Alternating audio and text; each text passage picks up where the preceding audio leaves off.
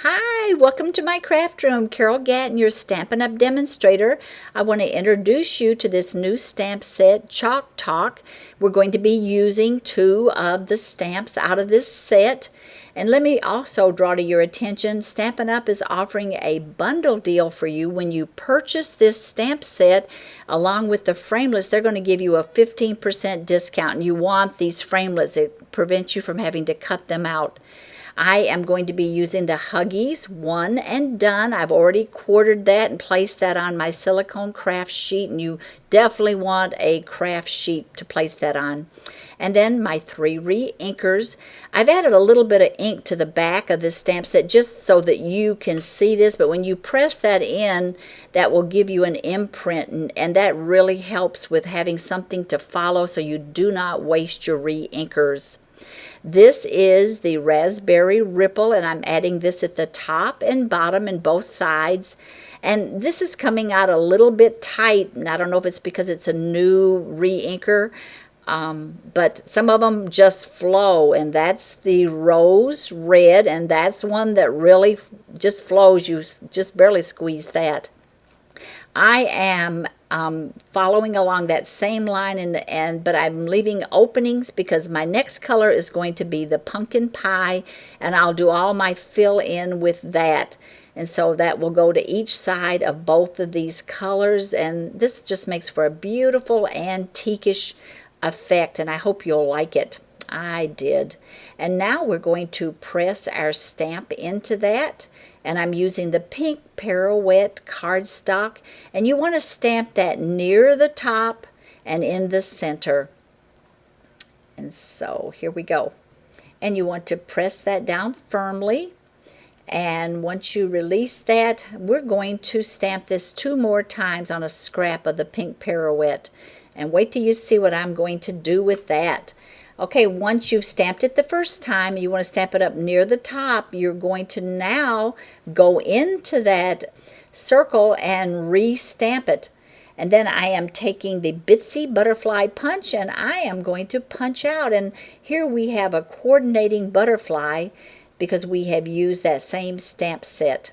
And you could get 4 butterflies out of that easily. This is the Primrose Petals ink, and I'm going to do my verse in that. I've just flipped this around now, and I'm stamping this at the other end of that cardstock. You want to then punch it out with the extra large punch, and I want to add a little bit of color to the edges of this, so I'm just running this along my edges, and periodically I'm kind of tipping that in. There's a ridge right along that edge, and you want to fill in portions of that. I didn't want it to be solid, but look how pretty that looks. It just adds that little tinge of that color. Make sure you clean off your silicone craft sheet right away. You do not want that to stay on there. I like the looks of the gel pen with this. This is kind of an antique-ish look I've got going here, and this just accents this.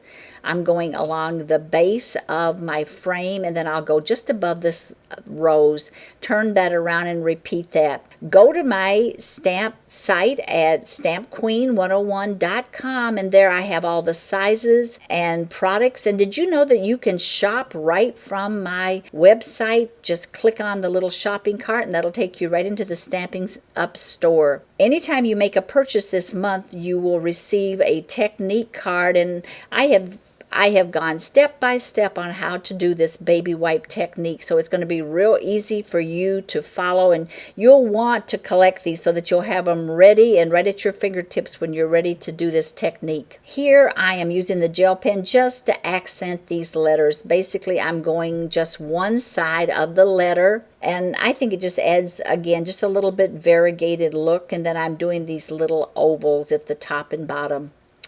Okay, let's put our ribbon on. We want 1 glue dot, and I'm centering that with my frame.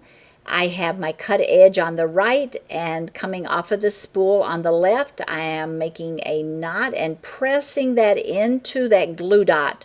That's going to make that so much easier to tie. Now bring that top portion, make a nice loop, bring that down, and your cut edge is going to go through that opening. And now here's the key. When you bring that through, you're pulling on the right side and you're pulling that down and holding it, and on the left side you're doing all of the tying of that knot. You're pulling that tightly, and that makes for a perfect knot each and every time. Okay, now trim off your edges with your ribbon scissors, and doesn't that look pretty? Let's add some dimensions to the back of this. When you add your dimensions, you want to support this piece of cardstock. I have seen people just add it to each corner, and that does not support it. When the person receives this card, you want to make sure that it's still raised up and not caved in the center. I'm going to also add a couple of dimensions to my verse, and now remove the backs off of those, and then we're going to add that to the center portion of our little frame that we have here. And I love this color combination. Doesn't this look pretty, girls? Make sure you leave me a note. I love hearing from you.